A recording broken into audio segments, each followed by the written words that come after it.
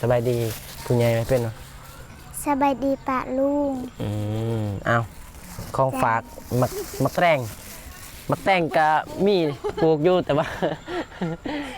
กะมาฝากกันมาจันทพรกับมาคุดพี่น้องเลยถูกขนาน3 นานพี่น้องเลยสิปลูกยังนี่เนาะปลูกผักปลูกผักดูโอ้ปลูกผักกาดผักยังผักบ่งเนาะพอได้กินพี่น้องเลยแต่ว่าทางบ้านน้องบ่วันยังบ่าวสายยังสั่งเด้อยังสั่งเครื่องอยู่แล้วยังสั่งเซาข้าเจ้ายังกำลังไปเฮ็ดมาแจงน้องเพราะว่าบ้านมักบ้านน้องแบบน้องจันทนาเห็นบ่งามเลยนะงามบ้านน้องจันทนาพี่น้องทรงโมเดิร์นเห็นไหมก็งามอยู่พี่น้องไปกูย่างบ่โดยบ่นักบ่นักก็ต้องได้สูเนาะน้องบ่วันพี่น้องเฮ็ดแนวใดแนวบ่มีเนาะน้องเนาะบ่ไปแต่จักโมง8-9 โมงมา11-12 โมงไปแล้วคิดอยากก็มากินข้าวกับน้ำแม่ที่ก็2-3 โมงไปคิดอยากไปกินอีกสิเบิ่งโทรศัพท์ก็บ่มีโทรศัพท์กะเพโดยบางอยากไปแปลงก็เขาบอกตัวเองบ่เป็นแปลงโดยบัดนี้สิฮู้บ่ม่วงสมมุติว่าสิไปบัดนี้ไปทานไม่ตินาบ่าวน้ำบ่าวก็ไม่ติไปเอิ้นไม่ติแม่ไปเอิ้นกรีดนี่เป็นบ่สังเกตบ่มีแต่ไปกู้บ่โดยโอ้ถือว่าไปกู้นำแม่โดยคิดอยู่พี่น้องคันบ่ใส่หัวหน้าก็บ่ให้ติดถ้าบ่ใส่น้ำกรดก็หัวหน้าบ่ให้ติดกันยางกามน่าอยากได้แต่ยางน้ำความหมายแปลว่าใส่น้ำกรดนี่มันบ่กล้ามบ่นั่นเลยมันบ่กล้ามปานใดหัวหน้าก็บ่ทันให้เงินบ่ทันติดกันถ้วยมันเลยยังได้ขาดตอนนี้พี่น้องเพิ่นโทรศัพท์ซื้อโม่ไปคิดยากกับนี่มีแต่อุปสรรคมีแต่อดสู้ไปก่อนนะน้อง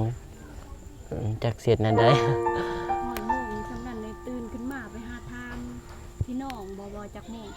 บ่โดยคันยินผู้อื่นไปกับแม่กับลูกไปถือว่าได้ยินหมู่เอิ้นมันลูกไปได้ยินเสียงรถอีหยังในลูกเลยไปจักโม่จะลูกเลยไป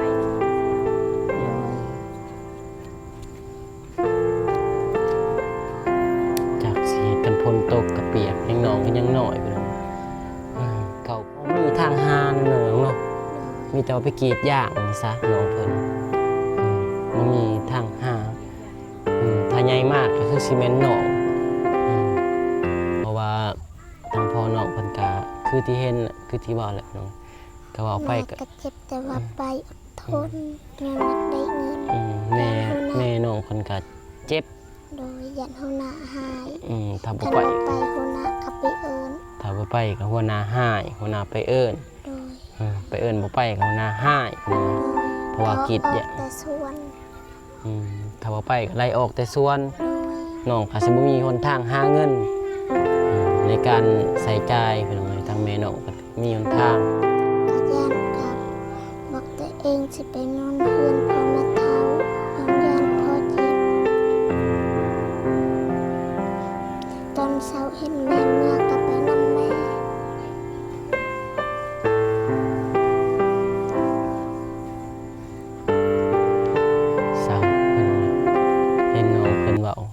ทำอิดน้องเพิ่นบ่ทันเป็นว่าปานใด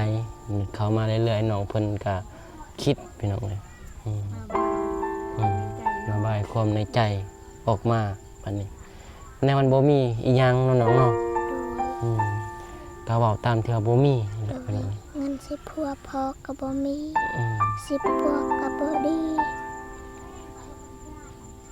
บอกตัวเองบ่เป็นปัวให้ยาก็กินก็บ่ดีคันมีเงินซื้อก็บ่ดี ถ้ามีเงินก็ปัวพอก็บ่ดี โดย ถือว่าปะพรนั้นเลยเสาเลยวันนี้มาสายเจอน้องเพิ่นจากสิเฮ็ดแหละพี่น้องเอ้ยมีแต่ว่าอดสู้แล้วเฮ็ดนั่นได้ก็บ่อยากมีบ่มีภัยเนาะอยากมาเจอปัญหาแบบนี้พี่น้องเอ้ยก็อยากมาเจออุปสรรคแบบนี้นะ แม่คิดอย่างหักเงินกับประหยัดเงินไอ้ต้นพอ หับเงินมาก็ต้องประหยัดต้องใส่ใจายประหยัดเนาะ โดยบ่มีเงินก็หาจุดนี้ของกินก็แม่หักกระจาย บ่มีเงินก็ต้องไปติดหนี้ซื้อเกลือปลาแดกเป่งนัวจากหับเงินไปคิดอย่างแล้วก็ไปจ่ายตำลัง โดย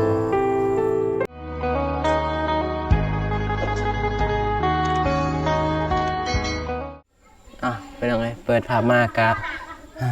อยู่หนอเฮือนหนองบัววันเป็นยังไงเขามาหาหนองเพิ่นมาอัปเดตทางหนองเพิ่นเป็นยังไงแต่ว่ายังรอท่าอยู่ยังไงยังสั่งทางว่าทางบ้านหนองบัววันยังสั่งเสาอยู่ตอนนี้เป็นยังไงแต่ว่าเขาเจ้าเพิ่นว่ารอก่อนเพราะว่าเพิ่นยังไปอันนั้นอยู่แต่ว่ายังอีกวันอยู่มือหนึ่งสองมือก็น่าจะมาแล้วเสาทางบ้านหนองบัววันเป็นยังไง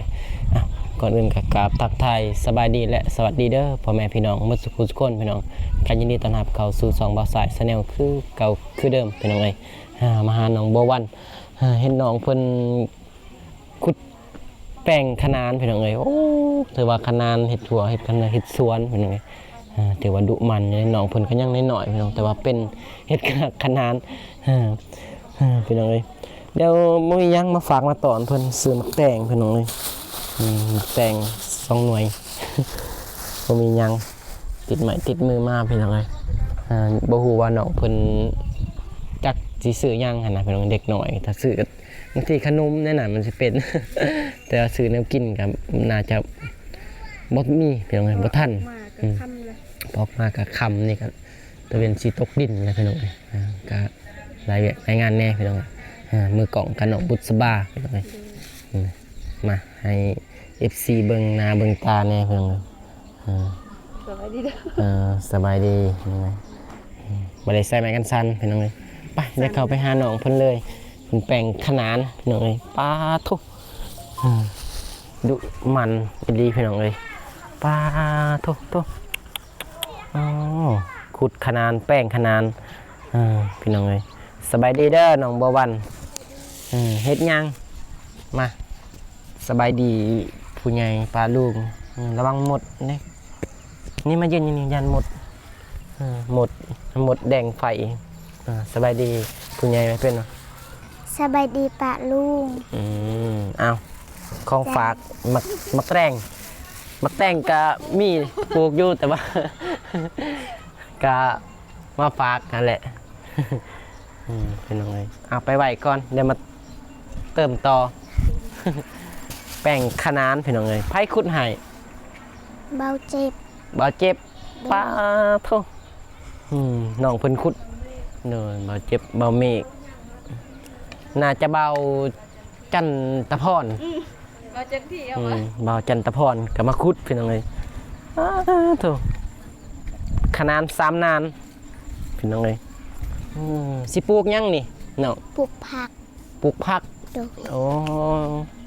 ปลูกผักหยังแน่ ปลูกหูเบาเจ็บ บ่ฮู้น่าจะปลูกผักกาดอะไรพี่น้องเอ้ยคือที่ตอนนั้นก็เฮ็ดอยู่ขนานหนองพินก็แนวนี้พี่น้องเอ้ยโธ่มาสิซอยมาเบิ่งลองซอยเป็นบ่ค่อยนี่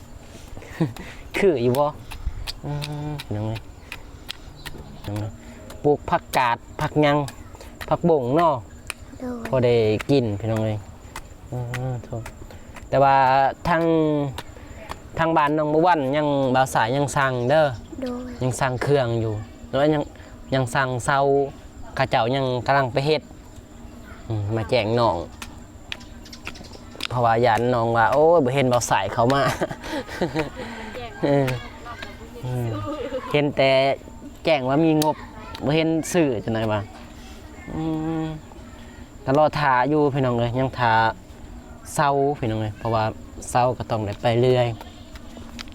แต่ว่าดินนี่เป็นดินของน้องเลยเนาะ โดย ถือว่าบ่มีหยังขัดข้องเนาะ โดย ถือว่าดินเป็นดินของน้องพี่น้องเอ้ยถ้าว่าตั้งบ้านแล้วนี่แม่นน้องได้เลยเนาะ โดย แม่นว่าน้องเพิ่นได้อยู่เลยพี่น้องเอ้ยมักบ้านแบบใดในใจน้องความคิดน้องหั่นนะมักแบบงามๆบ่ โดย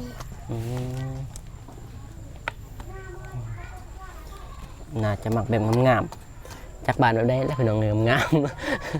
ก็รอเบิ่งไปนำกันพี่น้องเอ้ยว่าสิได้หรือบ่ฮะบ้านมักบ้านน้องแบบน้องจันทนา มัก เห็นบ่ เห็น งามบ่เป็นไง งาม บ้านน้องจันทนาพี่น้องทรงโมเดิร์นเห็นไหมก็งามอยู่พี่น้องแต่ว่าก็รอเบิ่งพี่น้องว่าสิได้หรือบ่ก็รอเบิ่งไปนำกันพี่น้องแต่ว่าตอนนี้ก็บ่สายก็ยังได้กำลังสั่งเซาอยู่ให้น้องเพิ่นสั่งเซาใหม่มาคำแน่มื้อนี้อายมาจักเสือนอายจักเสือนน้องพี่น้องเอิ้นบ่าวซะมันน่ะมันจึงอันแน่จักปีแล้วน้องลืมเลย เก่า เก่าปี บ่ใส่21 22ปี 11 12ปีเรียนกัน10กว่าปีนั่น10ปลายปี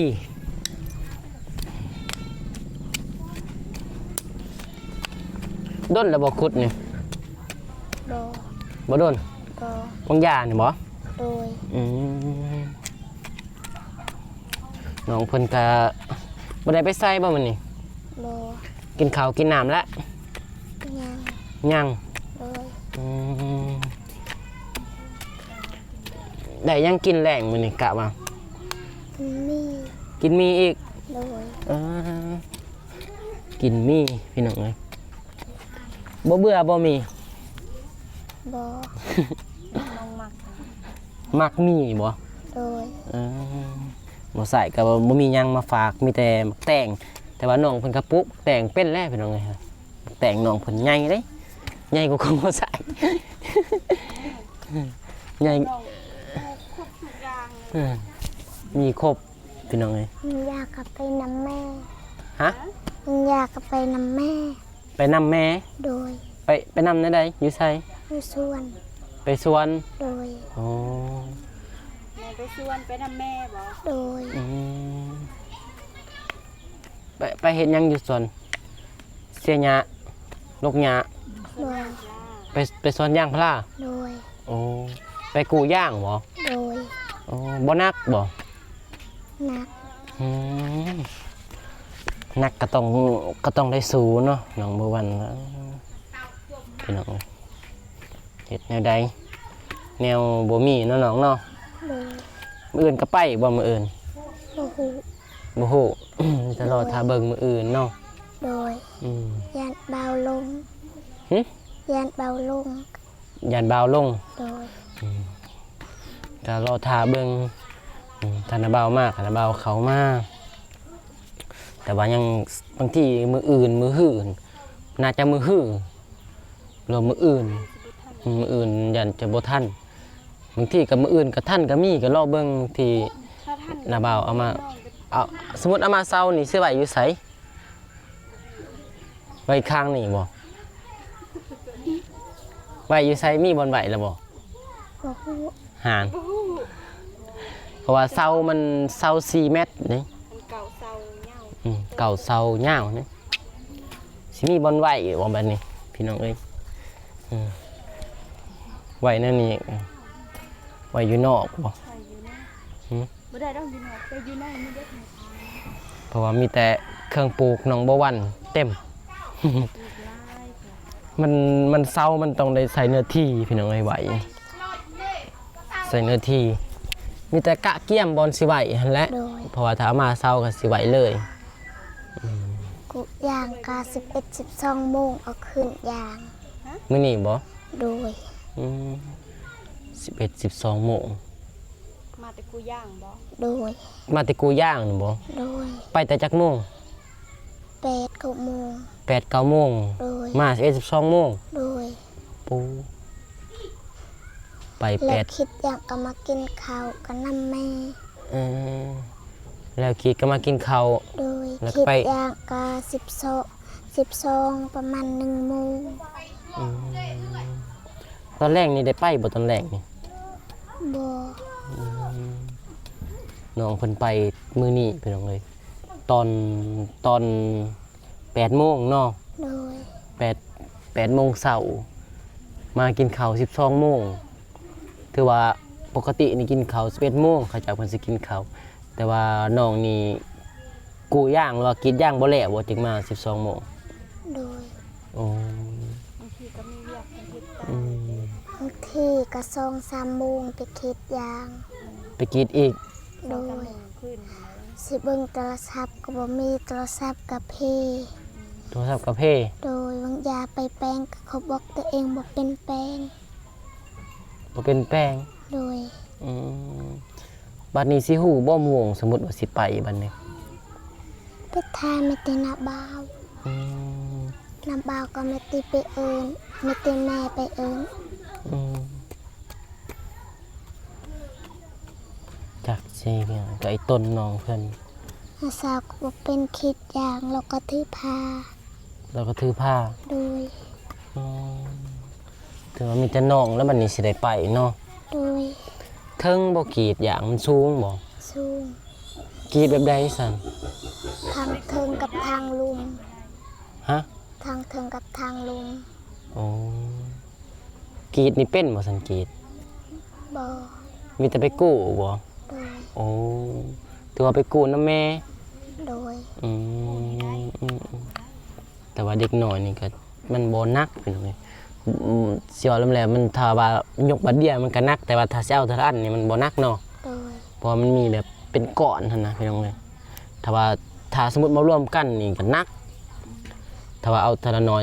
เนาะ โดย น้องเพิ่นนี่ บ้ากับพนตกมืดอย่างกาม ย่างกามหมด โดย แลบัดนี้เนาะ โดย อื คาย ม เป็นย่างหนาม คล้ายมันเฮาจะไปกรีดนี่เฮาสิกรีดเขาเป็นน้ำแม่นบ่ ใส่น้ำกุดและ นั่นแหละเฮาใส่น้ำกรดเนาะ โดย แต่ว่าสมมุติว่า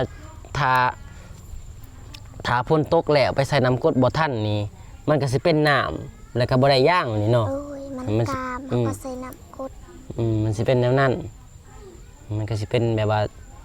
ย่างก็สิเหี่ยเบิดเนาะ โดย แล้วเฮาใส่น้ำกรดบ่ทันเนาะ โดย โอ้พี่น้องก็คิดอยู่พี่น้อง คันบ่ใส่หัวหน้าก็บ่ให้ติด ถ้าบ่ใส่น้ำกรดเขาหน้าไว้ติด บ่แม่นคันยางกาม เป็นย่างกล้ามหัวหน้าบ่ให้ติด โดย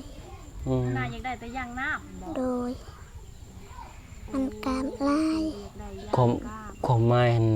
แบบว่าใส่น้ำกรดนี่มันบ่กล้ามบ่นั่นใด โดย มันบ่กามปานใด โอ้ถือว่าเพิ่นยังได้แต่ย่างน้ำเนาะ โดย ย่างกล้ามเพิ่นบ่เอาแม่นบ่ โดย อืม ยังแห้งกับเขารัก เขารัก โดย รักยัง ยังแห้ง ย่างแฮง เป็นย่างกล้ามมันเขาสิลากแล้วนั่น โอ้ โดย หัวหน้าก็บ่ทันให้เงินบ่ทันติดกันถ้วยมันมืด ยังกะขาดตอนนี้พี่น้องไอ้น้องเพิ่น โทรศัพท์ซื้อโมงไปคิดย่างกับบ่มี มีแต่อุปสรรคมีแต่อดสู้ไปก่อนนะน้องจักเสียดนั่นได้ หอยโมงสำนันในตื่นขึ้นมาไปหาทาน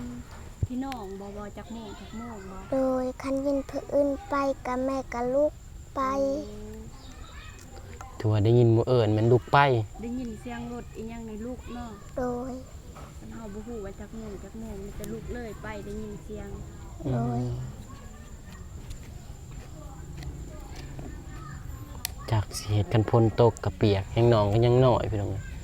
เอ้ย เก่าปี2 ปากก็เฮาอยากคิด1 ปากก็ได้2 ปากก็ได้แต่ว่าเฮาคิดมันแต่1 ปาก ขีด1 ปาก โดยเงินมันสูง มันสูง โดยมีดกระสือมันสูงต่อกับไม้ ต่อกับไม้เอาขีดนั่นนี่ โดย คือว่าแนวขีดซ้ำนี่กับต่อไม้ใส่อีกเนาะ โดย โอ้มันสูงน้องเอ้ยก็ได้ยินอยู่อันนั้นน้องอีสังน้องลี่พอเราไปกรีดกับมันสูงพี่น้องเอ้ยมันบ่มีทางเสื้อลำแล้วมันบ่มีทางหานั่นน่ะน้องเนาะ โดย มีแต่ว่าไปกรีดยางนี่ซะน้องเพิ่นบ่มีทางหาถ้าใหญ่มากก็คือซีเมนต์หนองเพราะว่าทางพ่อน้องเพิ่นก็คือที่เห็นคือที่ว่าแหละน้องก็ว่าไป แม่ ก็ ก็เจ็บแต่ว่าไปอดทนเงินอยากได้เงิน แม่น้องเพิ่นก็เจ็บ โดยยันหัวหน้าหาย ถ้าบ่ คัน ไป บ่ไปหัวหน้าก็ไปเอิ้น ถ้าบ่ไปก็หัวหน้าหายหัวหน้าไปเอิ้น โดย ไปเอิ้นบ่ไปก็หัวหน้าหายพี่น้อย โดย เพราะว่ากรีด อ เนี่ย อกแต่สวน ถ้าบ่ไปก็ไล่ออกแต่สวน โดย น้องก็สิบ่มีหนทางหาเงินในการใส่จ่ายพี่น้องเอ้ยทางแม่น้องเพิ่นก็บ่มีหนทาง คันพอเจ็บน้องก็ย่านกับบอกตัวเองสิไปนอนเฮือนพ่อแม่เฒ่าย้อนย่านพอเจ็บตอนเช้าเห็นแม่เมื่อก็ไปนำแม่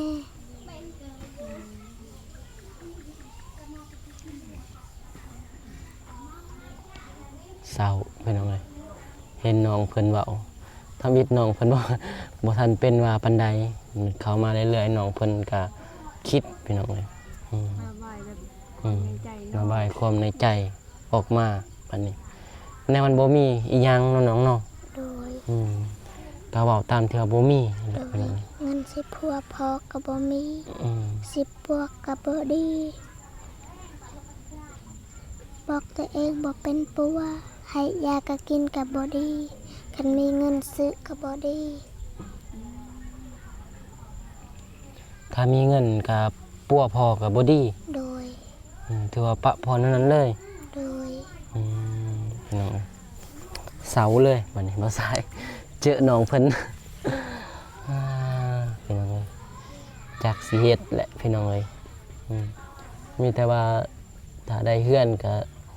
น่าจะดีเนาะ โดย เพราะว่ามันก็เสื่อมแล้วก็ถ้ามันมีเฮือนมีซ่านก็พอได้บ่เปียกนอนรับมีห้องก็พอได้อยู่ห้องยังนะ โดย แต่ว่าเรื่องปัวพ่อเพิ่นนี่ก็ พวกของผู้ชาย บ่เศร้าพี่น้องแต่ว่า FC ก็คอมเมนต์มาหลายอยู่ว่าถ้าปัวมันก็มียาอยู่แต่ว่าบ่ฮู้ว่ามันสิเศร้าหรือบ่แต่ว่าก็มีอยู่ยาแต่ว่าปัวนี่บ่แน่นอนว่าสิเศร้านะมีแต่ว่ามีซื่อๆมีแต่ว่าอดสู้นั่นแหละเฮ็ดแนวใดก็บ่อยากมีบ่มีภัยเนาะอยากมาเจอปัญหาแบบนี้พี่น้องเอ้ยก็อยากมาเจออุปสรรคแบบนี้นะ แม่คิดอย่างหับเงินกับประหยัดเงินจะต้นพอ หับเงินมาก็ต้องประหยัดต้องใส่ใจายประหยัดเนาะ โดยบ่มีเงินก็หาจุดนี้ของกินก็แม่หับกระจาย บ่มีเงินก็ต้องไปติดหนี้ซื้อเกลือปลาแดกเป่งนัวจากหับเงินไปคิดอย่างแล้วก็ไปจ่ายตำลัง โดย นั่นบ่ก็เข้าใจอยู่พี่น้องเอ้ยแนวมันบ่มีอีหลี มีเบาให้ก็มีและซื้อของกินมากิน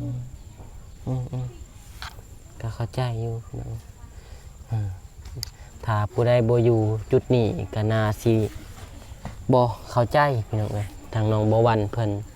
เพอน้องเพิ่นได้อยู่จุดนี้แหละนี่เพิ่นยังซ้ำนี้พี่น้องเอ้ยถ้าเพิ่นใหญ่กว่านี้แห่งเพิ่นสิคิด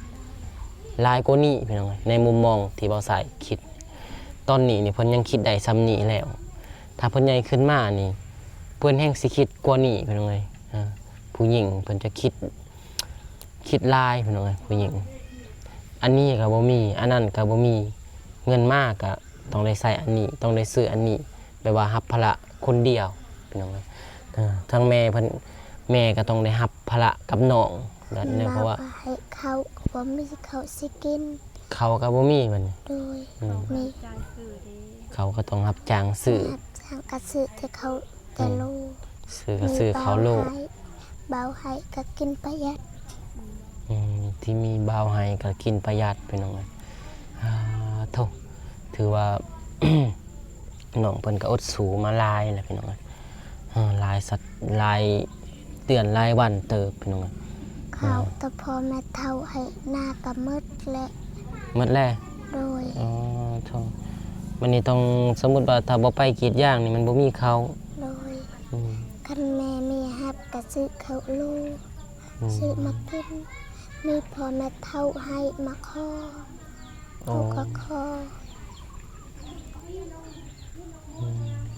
คันเขาเอามืดเขาก็บอกเขาบ่ได้แทรกเขาก็ขอเขามืดก็ขอน้ำพอแม่เท่า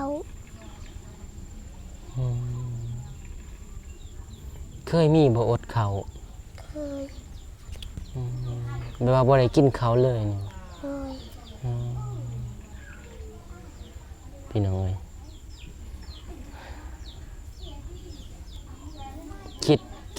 คิดท้ออยู่บ่ตอนนี้ โดย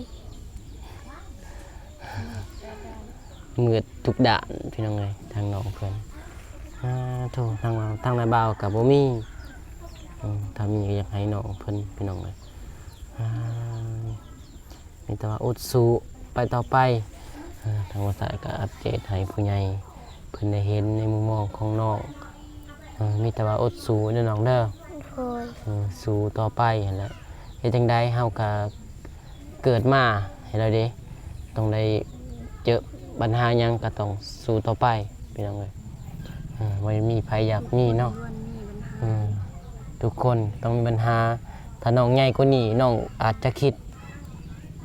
แห่งสิหลายแหละบัดนี้ปัญหามาเต็มแล้วนะคิดใส่ตัวเองอีกพี่น้องเอ้ยสมมุติว่าเป็นสาวเนาะคิดอีกเป็นสาวจากไผสิมามักมาล่มแล้วนั่นสิไปอีกถ้าเป็นสาว แต่ว่าตอนถ้าบางคนเพิ่นก็จะบ่คิดเพิ่นจะคิดให้พ่อแม่อยู่สบายนอนหลับฝันดีมีทุกอย่างหรือว่ามีข้าวกินมีอาหารกินแซ่บๆเนาะ โดย สำนั้นก็โอเคแล้วน้องๆเนาะ โดย แต่นี่น้องเพิ่นมืดไปเบิดพี่น้องเอ้ยไปต้องได้ไปหาเงิน เพราะว่าแนวพอน้องเพิ่นครับสิไปมากก็ยากแล้วเนาะเดี๋ยวนี้ โดย เพราะอาการก็คือที่เห็นแหละพี่น้องเอ้ยมีแต่อดสู้ต่อไปเด้อน้อง โดย ทางนาบ่าวก็สิมาให้กำลังใจทางน้องเรื่อยๆนั่นแหละจนกว่าพุ่นแหละ จักสิว่าแหละพี่น้องเอ้ยก็ไอ้ต้นน้องเพิ่นคำมากสวยเต็มที่สวยสุดกำลังที่มีต่อสายกันพี่น้องเอ้ยสวยได้แหละแต่ว่าสวยเต็มที่มีแต่ว่าอดสู้ต่อไปจากหน้าที่แหละทางนาบ่าวก็สิออกเมื่อเด้อ โดย มีแต่ว่ารอเบิ่งมืออื่นมือฮื้อทางนาบ่าวก็สิเอาเสามาเด้อเสาเฮือนน้องแต่ว่าเรื่องนี้น้องก็นาบ่าวก็สิซื้อทะละน้อยมาเด้อ โดย ซื้อมาบางทีซื้อเสาซื้อไม้เซนมาทะละน้อยนั่นแหละมันสิเพราะว่างบเฮามันมีสำนี้ โดย ถ้ามีหลายก็ซื้อมาหลายมันก็แล้วเงินน้องมีแต่ว่าขอมกขอบใจเป็นบ่ขอมกขอบใจทางผู้ใหญ่ทางพอประยุนเด้อใจเลย ไปเผา โอเค เป็นน้องกายน้องเพิ่นขอมก ข ข อ อ บบ ใจ ใจเลยลายเด้อผู้ใหญ่ใจบุญที่โอนเงินมาให้หลาน พอบุญทง พอบุญทุ่ง ที่โอนเงินมาสร้างบ้าน ที่โอนเงินมาสร้างบ้าน ขอมกขอบใจ ขอขมุกขอบใจ ก็ให้อยู่ดีมีแห้ง ขอให้อยู่ดีมีแห้ง ความเจ็บอย่าได้ ความเจ็บบ่ได้ ความไข่อย่ามี ความไข่บ่อยมี ขอให้หังให้มี คอยห่างให้มี ให้ร่ำให้รวย ให้ร่ำให้รวย เด้อ เด้อ สาธุ สาธุ โอเคพี่น้องไปเดี๋ยวให้น้องเพิ่นพี่น้องเลยบ่าวสายกะจบคลิปไปกับน้องเพิ่นเลยพี่น้องเลยเพราะว่ามันกะค่ำแล้วโอเค พอกันไหมในคลิปหน้าพี่น้องคลิปนี้ก็สิขอกล่าวคำว่านบขึ้น นบก็สบายดีเด้อพี่น้องเด้ออยู่ดีมีแห้งมัสกูทุกคนพี่น้องไปบ๊ายบาย ไปเด้อ สู้ๆเด้อ โดย